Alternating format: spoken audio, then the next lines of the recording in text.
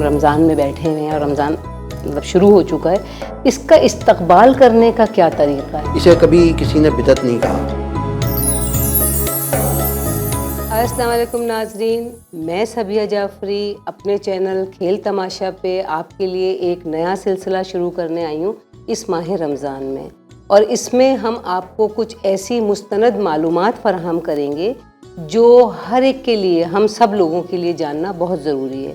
اس کے لیے میں نے مدعو کیا ہے اپنے پروگرام میں عزیز الحسن صاحب کو، جو ایک مذہبی اسکالر ہیں اور اپنا یوٹیوب چینل دادا اسلامک چینل کے نام سے بھی چلاتے ہیں۔ السلام علیکم عزیز صاحب، آپ کا بہت بہت شکریہ کہ آپ ہمارے اس پروگرام میں تشریف لائے ہمارے ناظرین کو معلومات فراہم کرنے کے لیے۔ وعلیکم السلام ورحمۃ اللہ وبرکاتہ۔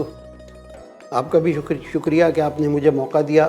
میں خود بھی چاہتا تھا کہ لوگوں تک صحیح معلومات رمضان سے متعلق اور دیگر دینی معاملات سے متعلق صحیح معلومات فراہم کی جائیں۔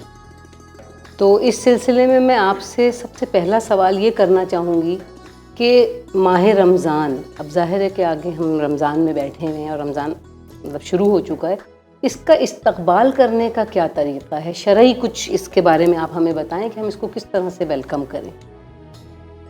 جی دیکھیں، استقبال کے معنی ہیں آگے بڑھ کے خوش آمدید کہنا۔ ٹھیک۔ اور جب ہم ہمارے گھر کوئی مہمان آنے والا ہوتا ہے تو گھر کے جو بزرگ ہوتے ہیں، بڑے ہوتے ہیں، وہ تمام لوگوں کو اپنے جو ان کے زیر سرپرستی ہوتے ہیں ان کو یہ بتاتے ہیں کہ کون آ رہا ہے، اس کی کیا اہمیت ہے، بالکل، اور اس کو کس طرح سے اس کے ساتھ سلوک کرنا ہے، کیسے استقبال کرنا ہے خوش دلی کے ساتھ۔ تو ہم ہیں امت، اور حضور صلی اللہ علیہ وسلم جو ہیں وہ اس دنیا میں تشریف لائے تھے ہمیں ان باتوں سے آگاہ کرنے کے لیے جو ہمارے حواس خمسہ کی زد میں نہیں آتے۔ حواس خمسہ مطلب ہمارے سارے احساس جو ہمیں ان کا ادراک نہیں، غیب جسے کہتے ہیں۔ غیب جسے کہتے ہیں، بالکل۔ تو آپ صلی اللہ علیہ وسلم نے، اب آپ یہ دیکھیے، ایک بات میں آپ کو بتاؤں کہ ہمارے ہاں آپ نے ایک بہت سنا ہوگا، بہت سی چیزوں کو یہ کہا جاتا ہے کہ یہ بدعت ہے۔ جی جی بالکل سنا ہے، بالکل یہ الفاظ میں نے۔ استقبال رمضان کا آپ بھی پروگرام کر رہی ہیں اور سینکڑوں ہزاروں ایسی محفلیں منعقد ہوتی ہیں جس میں استقبال رمضان سے متعلق بات ہوتی ہے۔ بالکل، اسے کبھی کسی نے بدعت نہیں کہا۔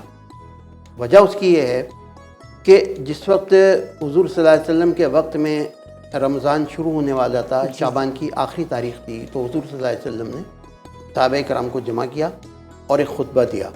ٹھیک۔ اس خطبے کے اندر آپ نے رمضان سے متعلق، جیسے میں نے کہا کہ گھر کے بڑے جو ہیں وہ بتاتے ہیں، جی جی، اسی طرح سے حضور صلی اللہ علیہ وسلم نے رمضان کی اہمیت سے آگاہ کیا اور یہ بتایا کہ یہ کیا مہینہ ہے اور اس میں کیا کرنا ہے۔ تو آپ نے مجھ سے سوال کیا کہ رمضان کا استقبال کیسے کیا جائے؟ اسی طرح کیا جائے جس طرح حضور صلی اللہ علیہ وسلم نے فرمایا۔ آپ نے فرمایا، یہ روایت ہے حضرت سلمان رضی اللہ تعالیٰ عنہ سے کہ یا ایھا الناس قد اضلوکم شہر عظیم۔ تو یہ جو الفاظ ہیں قد اضلوکم، اس کا ترجمہ یوں ہوگا کہ تم پر ایک عظیم مہینہ سایہ فگن ہونے کو ہے۔ بہت خوبصورت۔ سایہ فگن ہونے کا مطلب یہ ہوتا ہے جیسے بادل آ جاتے ہیں تو وہ گھیر لیتے ہیں، جی جی بالکل، اور پھر اس سے بارش ہوتی ہے۔ تو اسی طریقے سے رحمت جسے کہتے ہیں، رحمت۔ جی۔ اور یہ جو مہینہ آتا ہے یہ سائبان کی طریقے سے ایک جو جیسے دھوپ میں ایک سائبان سر پہ آ جائے، جی تو یہ من جانب اللہ اپنے بندوں کے لیے ایک رحمت کا مہینہ بنایا گیا کہ اس کے اندر جو بارش ہوتی ہے اللہ تعالیٰ کی رحمت کی۔ بالکل۔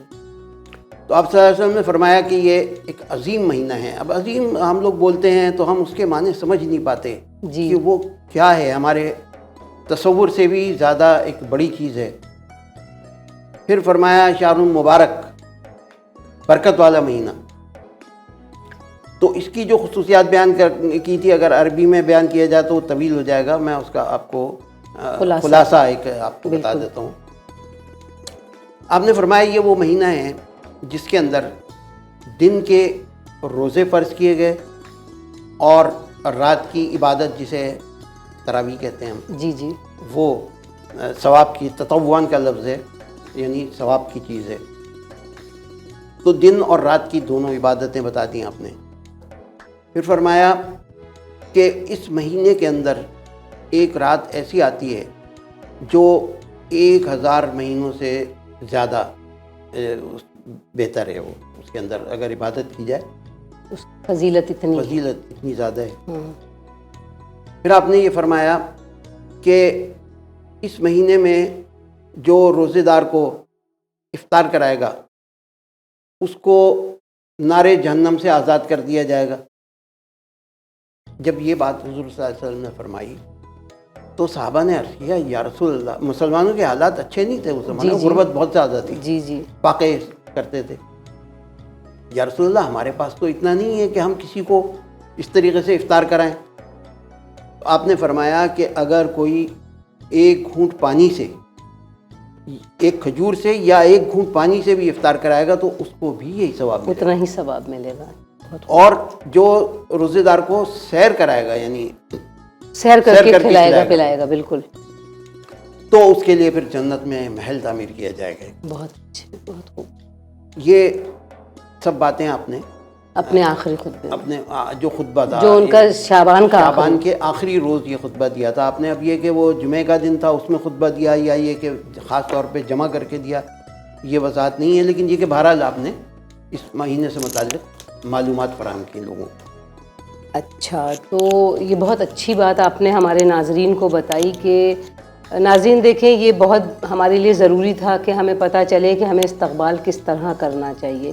استقبال کرنے کے لیے ویسے تو خیر بہت سے ایسے طریقے ہوتے ہیں، لوگ یہ کرتے ہیں کہ بھائی ہم یہ کر لیں، یہ گروسری لے لیں، وہ کر لیں، لیکن جو اصل عبادت کے پوائنٹ آف ویو سے اور شرعی پوائنٹ آف ویو سے جو ہمیں اس کا استقبال کرنا چاہیے، کیونکہ یہ رحمتیں اور برکتوں کا مہینہ ہے، تو اس لیے ہمیں بہت زیادہ اچھی طرح اس کے لیے ہمیں سوچنا چاہیے، تیاریاں کرنی چاہیے۔